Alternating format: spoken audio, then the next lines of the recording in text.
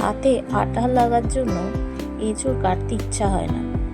আজকে একটা নতুন পদ্ধতিতে এঁচোড় কাটবো, যাতে হাতে আঠাও লাগবে না, অথচ খুব সুন্দরভাবে এঁচোড়ের আঠাগুলো সরে যাবে।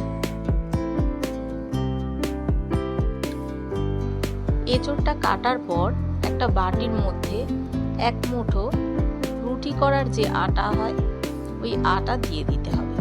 তারপর জলের সাথে ভালো করে গুলে নিতে হবে। ওই আটার জলের মধ্যেই এঁচোড়গুলোকে দিয়ে দিতে হবে। আগেকার দিনে মা ঠাকুমাদের কাছ থেকে শেখা হাতে একটু সর্ষের তেল মেখে নিলে এঁচোড়ের আঠা লাগতো না, কিন্তু এখন নতুন পদ্ধতিতে এইভাবে করে দেখতে পারো।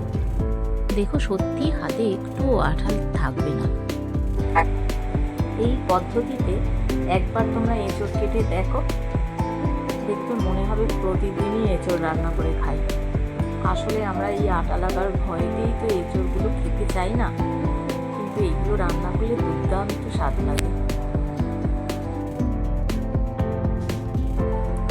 এইবার আমি জল দিয়ে হাতটাকে খুব ভালো করে ধুয়ে নিয়েছি।